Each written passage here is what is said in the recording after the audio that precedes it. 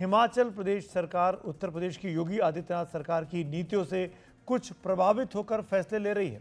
शिमला और राज्य में कई जगहों पर मस्जिदों में अवैध अतिक्रमण के मुद्दे का विवाद अभी ताज़ा ही था कि हिमाचल प्रदेश सरकार के मंत्री विक्रमादित्य सिंह ने एक नया आदेश जारी कर दिया है।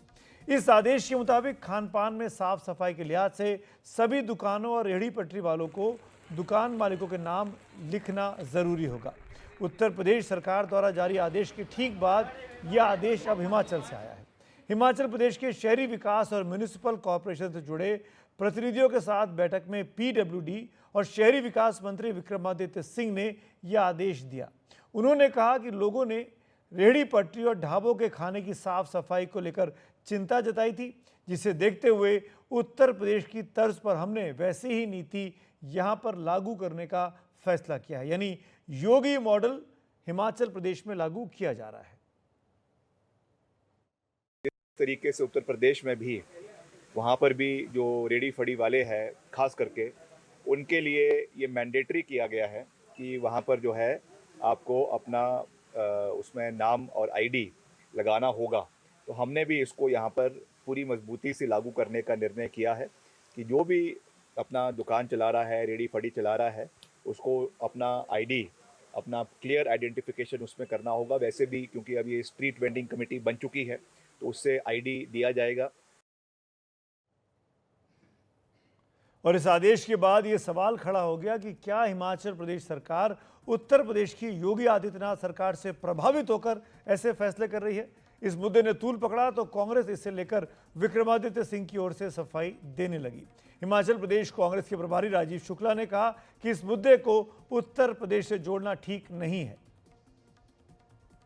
जहां तक विक्रमादित्य की बात है, हमारी मुख्यमंत्री जी से भी कल बात हुई, विक्रमादित्य से बात हुई।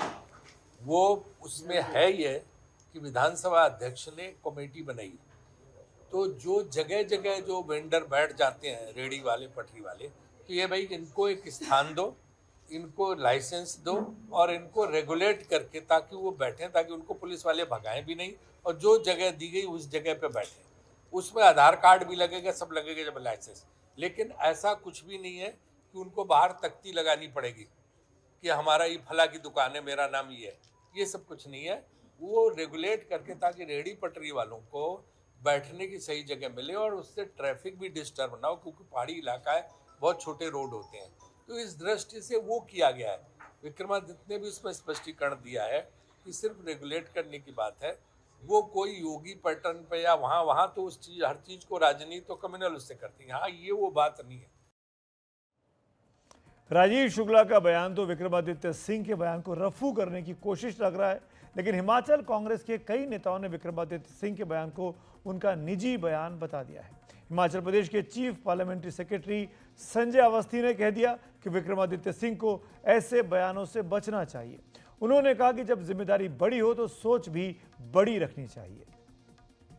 हमारा विधानसभा का सत्र चला हुआ था, उसमें इस विवाद के हल के लिए सभी सामूहिक प्रयास किए गए और ये निर्णय लिया गया कि एक सब कमेटी का गठन किया जाए और सब कमेटी की अध्यक्षता जो है माननीय श्री हर्षवर्धन चौहान जी, जो कि हमारे इंडस्ट्री मिनिस्टर हैं, उनकी अध्यक्षता में कमेटी बनाने का एक फैसला लिया गया, जिसमें भारतीय जनता पार्टी के विधायक और कांग्रेस पार्टी के विधायक उस कमेटी में बतौर सदस्य शामिल होंगे।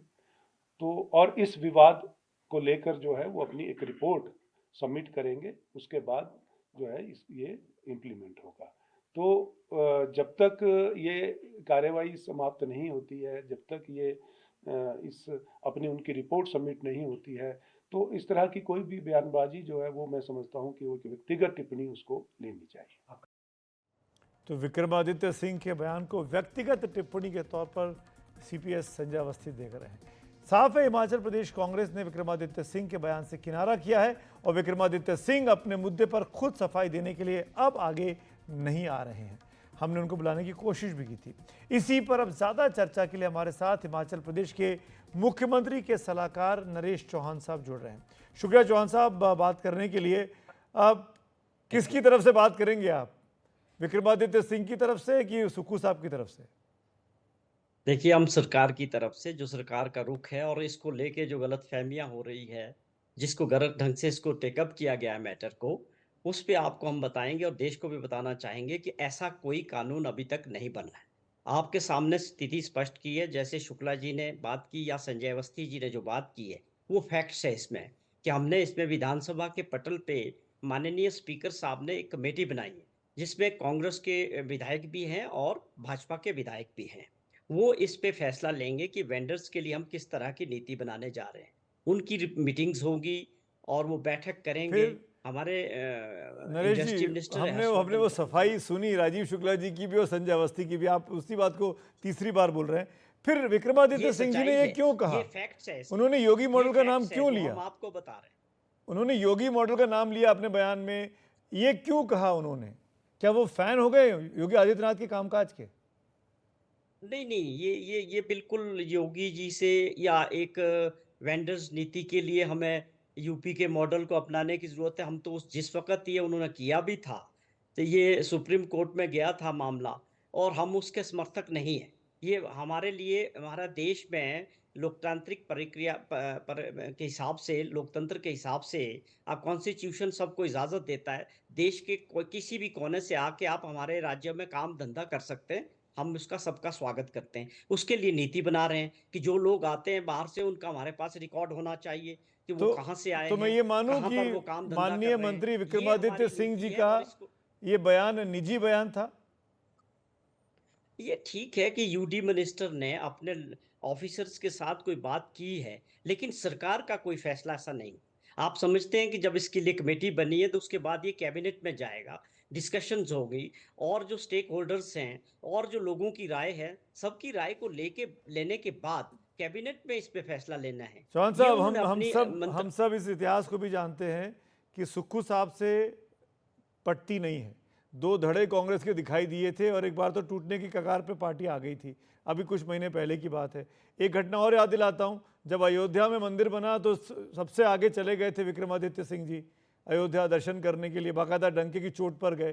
कांग्रेस पार्टी के बड़े बड़े नेता नहीं गए, बुलाने के बावजूद भी बीजेपी ने मुद्दा बनाया। क्या विक्रमादित्य सिंह बीजेपी के करीब जा रहे हैं, हाँ या ना? नहीं, वो तो वही जान सकते हैं कि उनकी अपनी विचारधारा क्या है। लेकिन जहां तक आपने पार्टी में दो धड़े की बात की, बिल्कुल नहीं। अभी हमारा बाई इलेक्शन हुआ, आप देखें 6 सीटें कांग्रेस पार्टी ने जीती हैं। जो हालात हिमाचल प्रदेश में किए गए, सरकार को गिराने का प्रयास हुआ, अस्थिर करने का प्रयास हुआ, उसके बावजूद हिमाचल प्रदेश के लोगों ने सुखविंदर सिंह सुक्खू जी की सरकार को अपना पूरा समर्थन दिया। दोबारा से 40 विधायक हमारे हैं जनता के सहयोग से, और ये सरकार लोगों के लिए काम कर रही है। एक लास्ट जो लाइन, कमिटमेंट्स हमारी सरकार ने की थी उसको पूरा कर रहे क्या हैं। मुख्यमंत्री ने या आपने विक्रमादित्य सिंह से बात की है और कहा है कि इस तरह की बयानबाजी ना की जाए जिससे पार्टी और सरकार एम्बेरस्ड हो? स्वाभाविक तौर पे इस चीज पे बात हुई होगी मुख्यमंत्री जी की, लेकिन ये मैं अवस्थी जी आपको बता रहा हूँ, ये कानून नहीं बना है, ना ही इस पे कोई अभी चर्चा हुई है, ना ही कमेटी की अभी कोई मीटिंग हुई है। ये उनका पर्सनल अपनी राय अपने मंत्रालय में हो सकती है, ठीक है। लेकिन सरकार की तरफ से ऐसा कोई फैसला नहीं है और ना ही इस मॉडल को हमको कहीं से यूपी से लाने की जरूरत है। ठीक है, इसमें हम काम करेंगे, हमने कमेटी बना दी है, सबको साथ लेके। ठीक है। और भी हमको तो जितने पता भी नहीं stakeholders हैं, चलता सबकी- अंदरूनी बैठक में क्या हुआ है, लेकिन खुद आके मंत्री ने बाहर बोला और इन्होंने योगी मॉडल का नाम लिया तो खबर इतनी बड़ी हो गई, वरना तो कोई खबर थी नहीं अगर आप अंदरूनी वैसी बैठक कर रहे थे। शुक्रिया जवान साहब, हमसे बात करने के लिए, वक्त निकालने के लिए। बहुत धन्यवाद।